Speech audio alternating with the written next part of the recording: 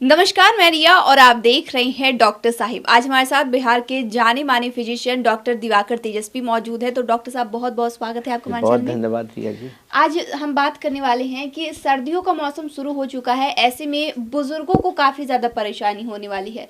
तो बुजुर्गों में क्या परेशानी होगी, किन बीमारियों का खतरा उन्हें ज़्यादा रहेगा, तो इसी विषय में मैं चाहती हूँ कि आप हमारे साथ कुछ साझा करें। देखिए, अभी जो जाड़ा पड़ना शुरू हुआ है तो इसमें बुजुर्ग लोगों को 2-3 चीज़ें बहुत गंभीरता से लेनी चाहिए और उन्हें बचाव रखना चाहिए।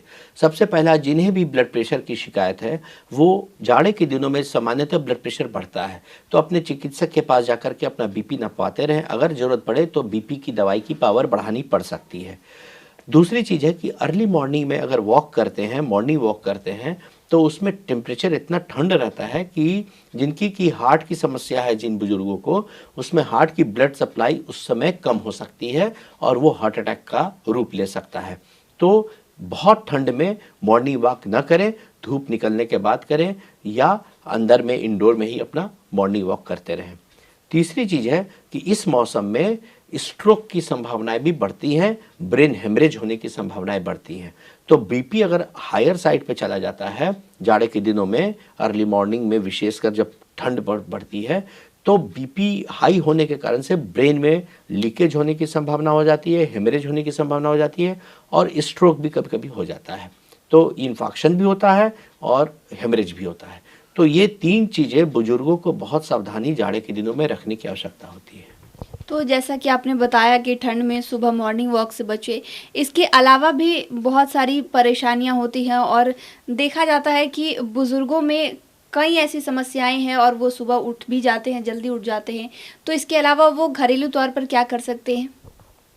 देखिए, घर के अंदर में अभी बुजुर्गों को, जिनको कि अस्थमा है, सीओपीडी है, हफ्नी की शिकायत है, उन लोगों को भी अर्ली मॉर्निंग में हफ्नी की शिकायत बढ़ सकती है ठंड के कारण से।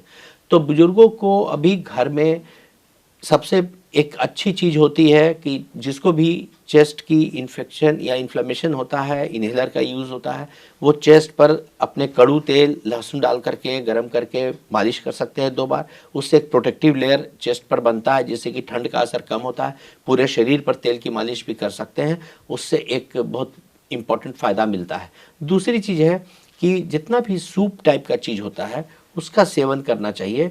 उससे क्या होती है कि जो सिक्रीशंस भी आते हैं जाड़े के दिनों में लंग्स में या नाक में, विस्कस, तो वो सब सिक्रीशंस भी निकलने को आसानी होती है और ताकत भी मिलता है।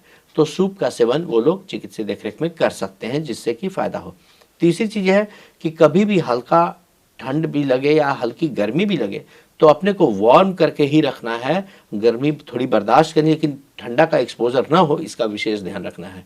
बहुत लोग ठंडे पानी से नहा करके चले आते हैं, उसमें सावधानी रखनी है कि ठंडे पानी से अर्ली मॉर्निंग न नहाएं, गुनगुने पानी से नहाएं या हल्का गर्म पानी से ही नहाएं।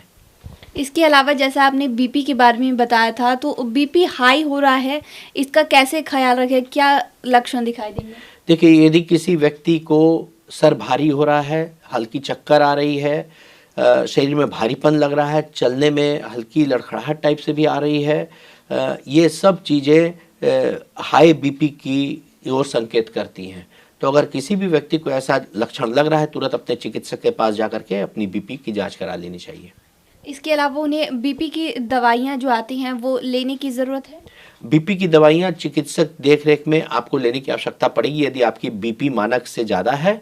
और यदि आप बीपी की दवाइयाँ ले रहे हैं उसके बाद भी इस तरह के लक्षण जाड़े के दिनों में आ रहे हैं तो आपके बीपी की दवाई की पावर बढ़ाने की आवश्यकता पड़ेगी जिससे कि आपका बीपी कंट्रोल रहे और आप गंभीर समस्या, स्ट्रोक से, हेमरेज से, हार्ट अटैक से, हाई बीपी से, इन सबों से आप बच पाएँ।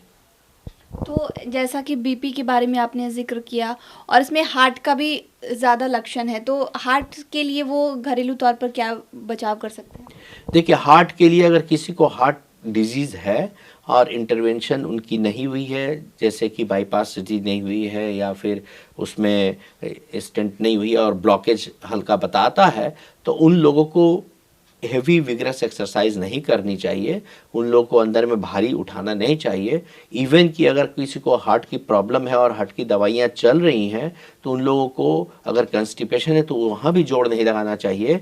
इस सब बातों पर विशेष ध्यान रखना चाहिए, क्योंकि बहुत बार ऐसा केसेस देखा गया है जिनकी हार्ट थोड़ी कॉम्प्रोमाइज्ड है, वो अगर प्रेशर लगाते हैं या फिर वो ट्रिगर करता है हार्ट अटैक को, और रात में या कभी भी वो गंभीर रूप ले लेता है।